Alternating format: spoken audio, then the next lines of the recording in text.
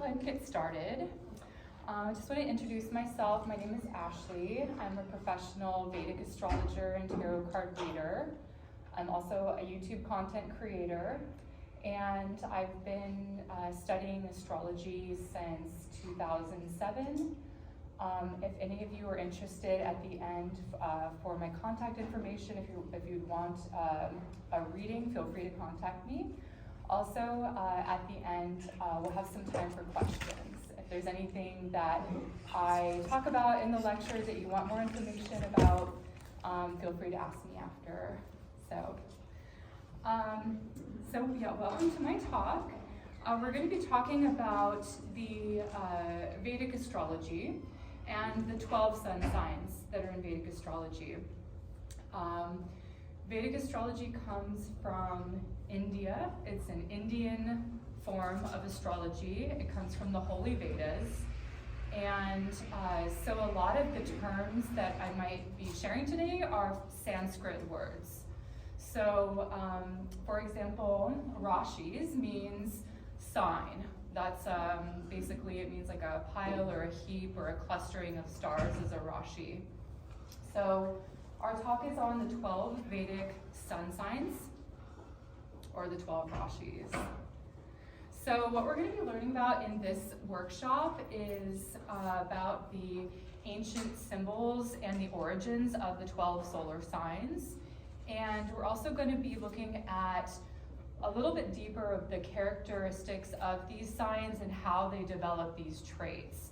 So it comes from the planets that rule them, it comes from their own elements, and just kind of taking a look at why certain signs are the way that they are. So it's going into a little bit of a deeper foundational understanding. All right, so we're just going to talk about what astrology is in general. So astrology is the study of time. Basically, we're looking at time and qualifying what is time, what is the quality of the time that we're looking at. So we see this, it's the when and the what, of when is something happening, what is happening at this particular time. And we can also look at how something is happening, the style in which it's happening, and go into the why. So it's basically like who, what, where, when, why. It basically describes everything about time. So time is a clock, and before we had the digital and analog clocks, we had basically the planets. We're just tracking time by the movement of the planets. The original clock was a sundial. So you can see what time of day it was by the shadow that was cast from this sundial. So the planets tell us what year it is, what month it is, what day it is, what hour it is. So if we didn't have clocks to tell us what time it is or watches, we would be able to tell what year we're in, what month we're in, based upon the movement of the planets. So that's what astrology is in general, is we're looking at the quality of time. And it's very common, I think, for people have sort of a general understanding of like their sign. Like I was born under a particular sign, right? And everyone has that kind of idea of I'm this sign. So what that actually means is that you as a person who was born into this world represents a quality of time or a slice of time within this continuum. So if time is continuing, it stops at the moment of your birth, and that slice is basically your representation of that quality of time at that particular moment from your longitude and latitude from where you were born. And the planets that were in their respective constellations are kind of frozen. That's your personal snapshot, that's your fingerprint. So we interpret birth charts from that.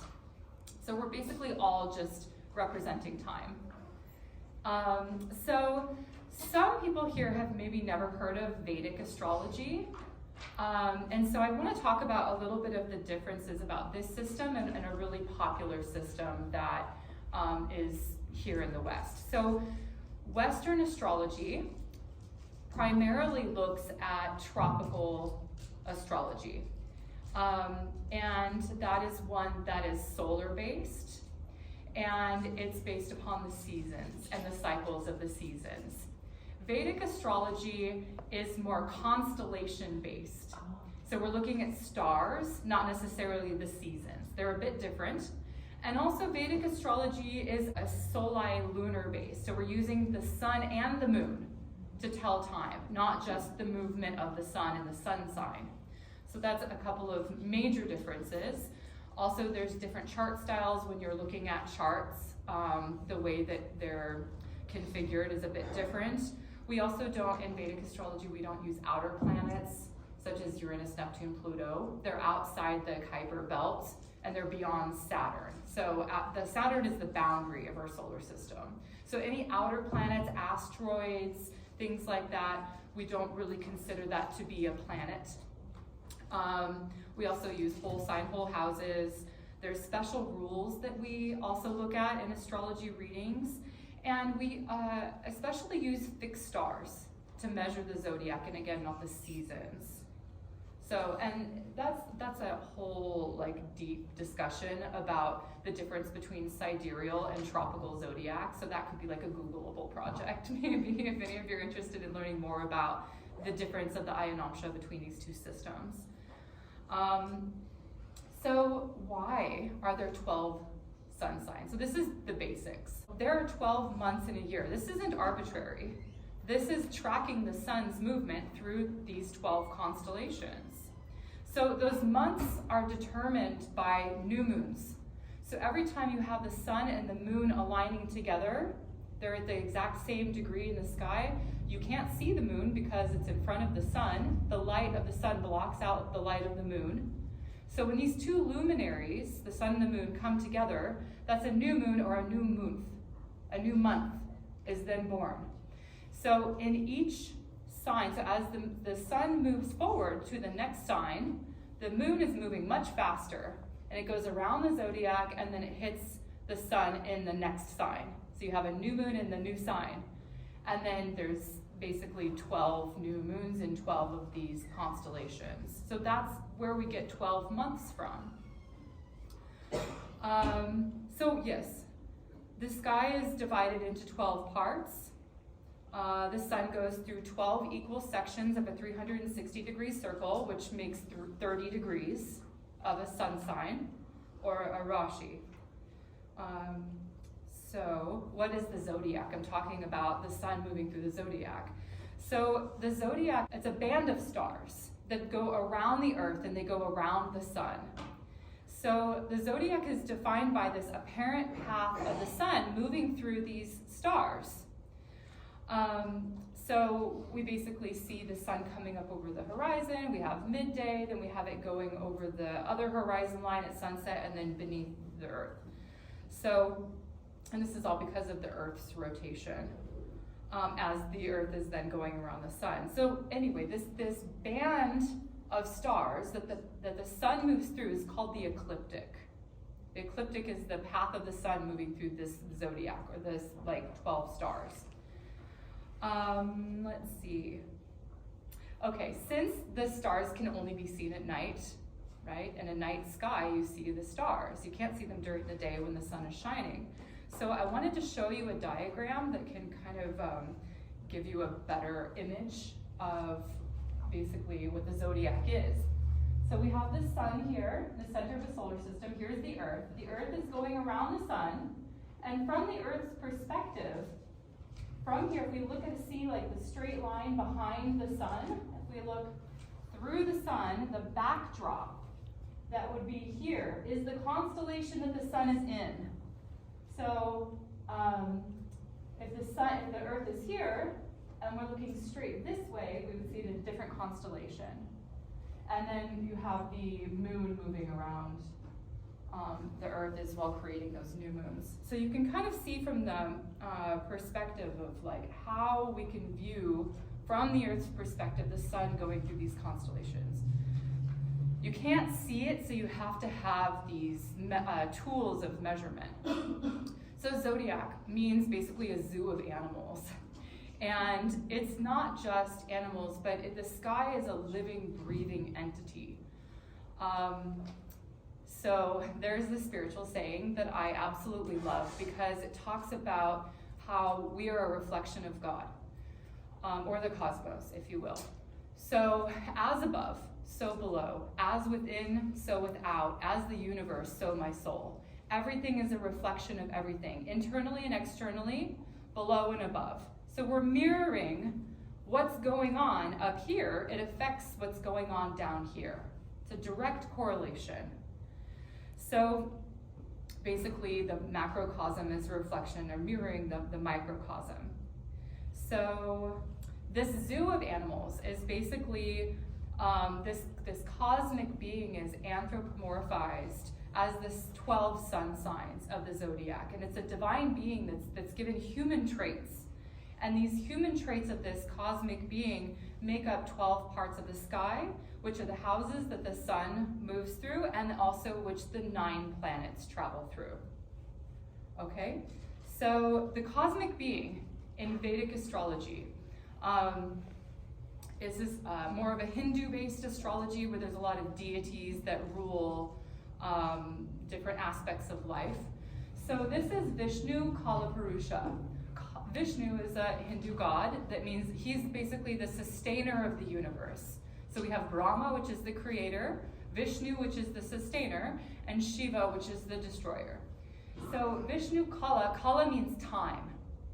And Purusha means it's basically the cosmic man, okay?